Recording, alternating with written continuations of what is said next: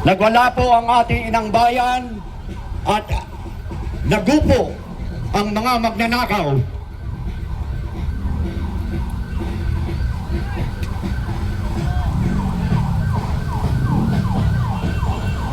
Save the Philippines!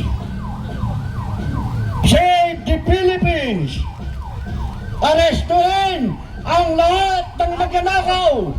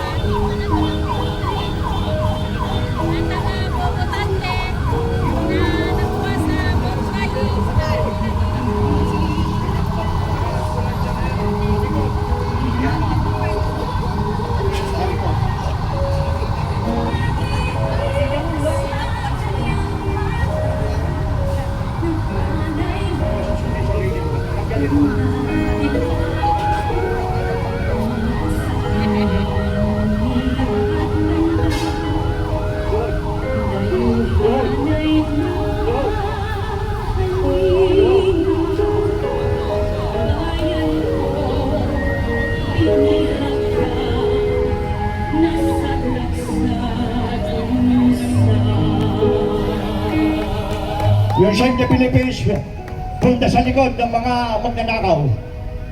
Tigil-tigil kayo. Punta sa likod ng magnanakaw. Doon.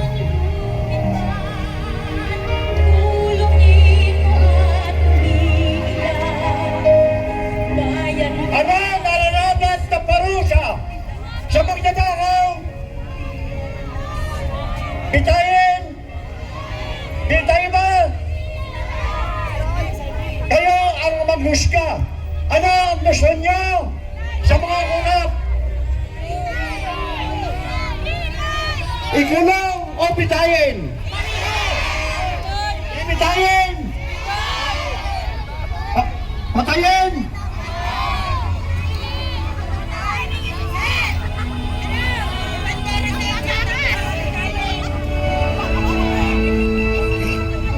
Ibitin daw sa EDSA at saka bitayin. Ngayon pa lang, ang lahat, dead to corrupt! Dead to corrupt! Dead to corrupt! Dead to corrupt!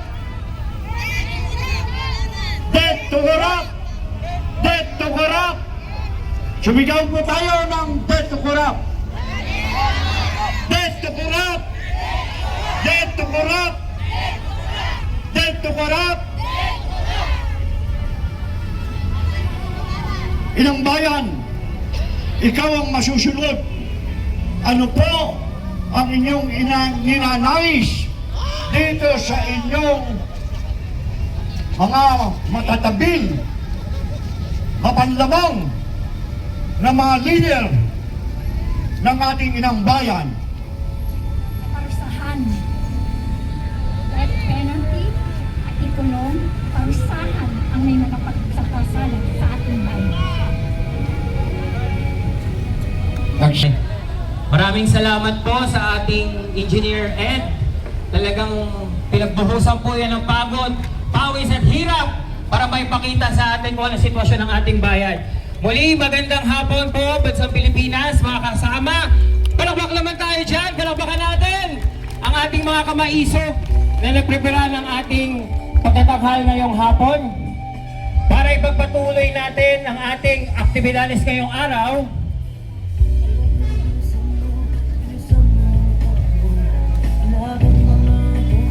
Tinatawagan naman po natin, alam mo yun, mula pa po ito sa Davao City, ay nagpunta po dito sa ibang bansa po.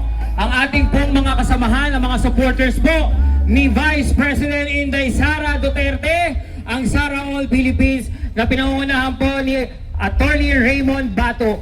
Palakpakan naman po natin. Magandang hapon sa inyong lahat. Meron po kaming balita, lumabas na yung third part ni Saldico. Ngayon lang, 5 to 7. At ang sinasabi po doon sa third part na yun, babinalaan pala siya ni Martin Romualdez na huwag umuwi dahil makukulong ka, ipapatay siya sa kulungan. Oy, grabe. Yun pala ang revelasyon ngayon ni Saldico. Kung sige, kung gusto mo umuwi, kasi gusto niya talaga umuwi, bahala na raw makulong siya. Basta, sabi niya, sige, umuwi ka, hire ako ng tao, ipatutumba kita sa loob ng kulungan. Ngayon, may sinabi rin siya na tinestify daw ni Bryce Alcantara na amount na 21 million sa ICI, hindi daw po totoo yun. 56 billion po daw yun at napunta po daw lahat kay BBM at kay Martin Romualdez. Hindi ko po maintindihan ano yung nasa ICI kasi pinanawagan po natin ang transparency. Public hearing, wala man lang binigay. Siguro nakarating talaga rin kay Saldico kung ano yun.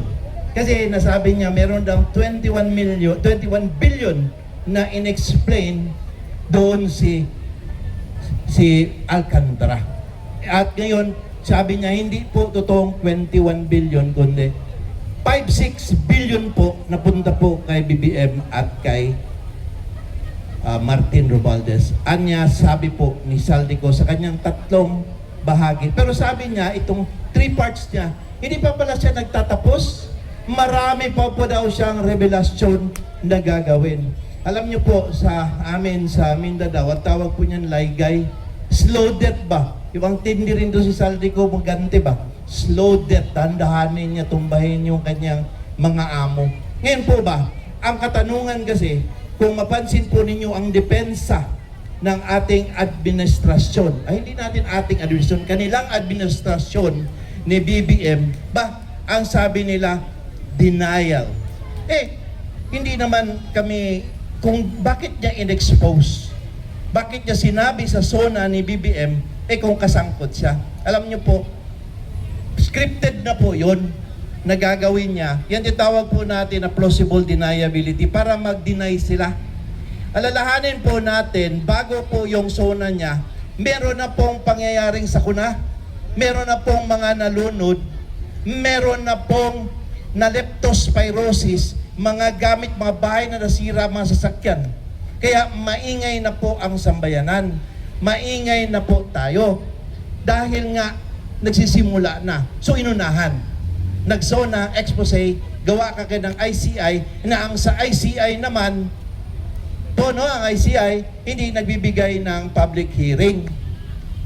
Ngayon, ang baha na sa Cebu, ang flood control problem na sa Manila, nandoon sa Davao City, nag-iimbestiga. At ang hindi ko maintindihan, bakit nandoon si Magalong? Akala ko ba nag-resign na siya? Bakit siya nandoon? That's a big question for us, Davaoenyo. Alam niyo po, nung pumunta po sa Davao City, pinipilit po nilang hanapan ng sira. Wala pong sira sa Davao City. Except for one, merong sira doon sa may river banda na flood, maliit na sira. Nung tinanong ni Magalong, bakit hindi yan inaayos? 2 taon na yan. Kasi po, hindi na si Duterte ang nakaupo. Kaya hindi yan ayos si BBM. Di ba? Ang amin pong ma-apply over doon na nagbibigay ng traffic, na binabalandara po nila na grabe ng traffic sa Davao City. Totoo po. Dahil hindi po tinatapos ng DPWH.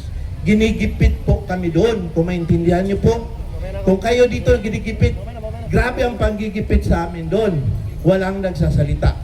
Ngayon po, kung hinihingi po ninyo lahat na Marcos resign, ito po sasabihin ko bilang abogado, 25 years na po ako litigation lawyer, guaranteed speech po yan sa konstitusyon natin.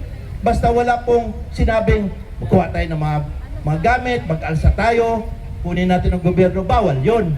Pero pag sige tayo sabing resign, pipilitin natin, pwede po yon. Why? Because po, government authority resides in us. Sa preamble po ng Constitution natin, we the sovereign Filipino people, imploring the aid of the Almighty God, do ordain this Constitution. All government authority emanates from us, tanggaling po sa atin. So pag sinabi natin ayaw na natin sa Kanya, wala po siyang magagawa. Dahil ayaw na natin sa kanya, sinusuka na natin siya. Alam nyo po, naobserbahan namin, sa pag-analyze namin, wala po itong kaibahan doon po sa kanyang ama noong panahon ng diktadorya. Ubus po ang pera natin. Ngayon po, noong panahon na yon, pananakot, pagkikidnap, gamit ang dahas. Ngayon, iba. Pero mas malaki, unprecedented, ang laki ng ninakaw. Ang ninakaw po, sobra-sobra. And, ang technique ngayon, manipulation, influence, at yung threat ng pagtatakot. Wala ang mga dahas. Pero, napakatilido ng script. Ang una po nilang ginawa, si Tatay Digong, dinala sa Hague. Pwede namang inidalhin yung matanda doon. Harmless ba yun? Sabi nga niya, ipakulong niya ako dito sa Pilipinas, harapin ko. Pero kailangan pong dalhin doon dahil siya po ang maingay dito at pinapakinggan nating lahat. Tayo po nandito tayo, volunteer. Meron ba tayong nagbabayad sa atin? Wala, volunteer ito pagpunta natin. Dahil nga po kailangan natin, minsan lang po sa buhay natin, minsan lang po. Ngayon lang po natin hingin sa ating buhay, magsakripisyo lang tayo ng konting oras. I-demand for the resignation ni BBM at saka yung mga lahat ng mga kasamahan niya. Pag magawa po natin yan, tandaan po, baka po makalimutan nating lahat. Sige tayo demand ng resignation, dapat po protect BP Sara. Protect Inday Sara. Yan po ang aming aim sa Sara All Philippines. Of course, we are together with you with the hakbang ng maisog na pinamunuan ni Randy Usman. Pati ito pong Sara All, which he is the founder and convener. Ang reforma ni Miss Vivian Perez. Lahat po tayo dito, iba-ibang grupo sa Angeles, ni Pastor Jerry. Lahat po tayo nagsasama-sama para dito. Pero kami po, wag po kayong mag-worry, nakatago na po si Inday kasi meron pong dinig na security reasons. So, no problem. We have to continuously protect her. Kasi pag hindi natin siya protektahan, itong ginagawa natin, wala ang pagtutunguhan. Kasi sila na naman ang gagawa ng paraan para maglagay ng tao na gusto nila para lalong nakawin ang kaban ng ating bayan. Mga kaibigan po, no, mga kasaraol, mga kamaisog, mga kareforma, lahat po sa ating lahat, gusto ko po kung maintindihan ninyo na ang sitwasyon po natin hindi po ito yung loko-loko lang. Galing po ako noong Davao City, nagpunta ako dito kasi gusto kong magsalita ni minsan. Nakikinig po ang aking anak, ang asawa ko, sabi nila bakit ako nandito. Pasensya po, para sa pamilya ko, I have to say something dahil po hindi na makita ito. Hindi po totoong may corruption dito sa Pilipinas. Robbery in broad daylight. Nakawan po harap-harapan. Ang corruption po, kickback lang yan, 5%, 10%. Dito hindi. Nakaw talaga sa pera ng kaban ng bayan. Iyan po ang nangyayari ngayon dito. Ngayon, sa paggawa po ni Saldico, we have to take advantage to. Di ba napansin nyo, biglang nag-alab ang ating damdamin dahil sa yung pong ating paniwala, yung ating haka-haka, ating suspect, na karoon ng linaw ng katotohanan. Sa atin pong psychology po, yan po ang tinatawag na confirmation resonance. Confirmation resonance na kumpirma po ang ating panghinala na talagang may mastermind, hindi lang kay Saldico. Ano ang inaantay natin? Hingin na po natin na umalis na siya. Wala na pong reason. You see clear? Wala. Barking dog yan. Huwag na natin pakinggan yan.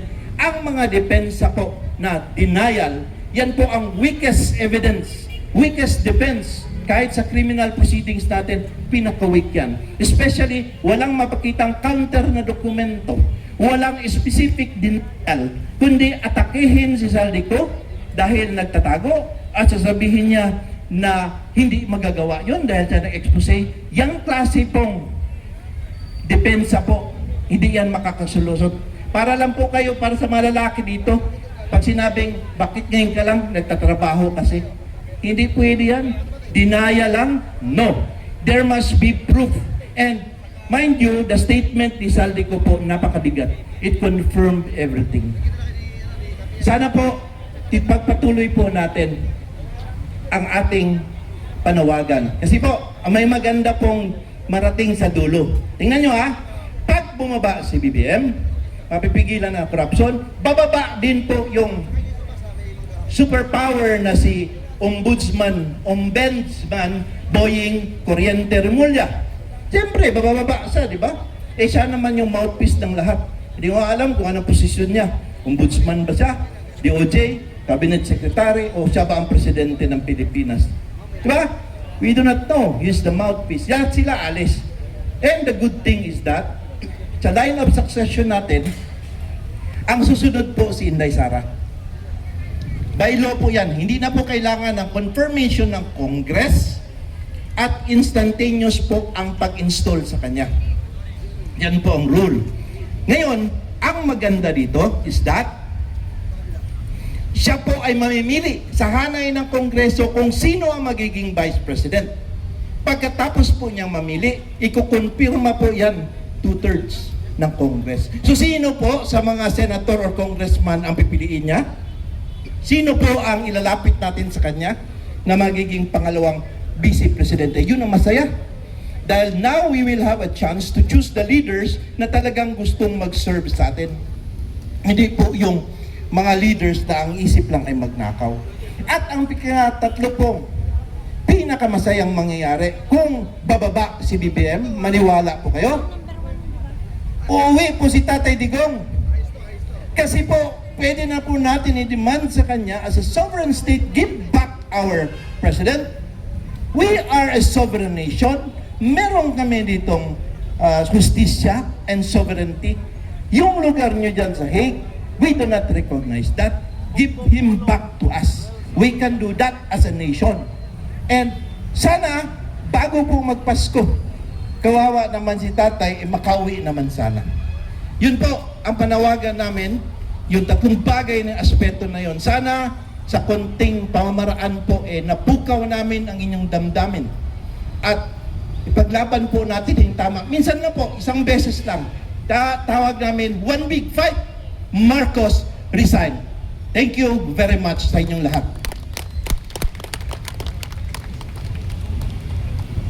Hello. Maraming salamat.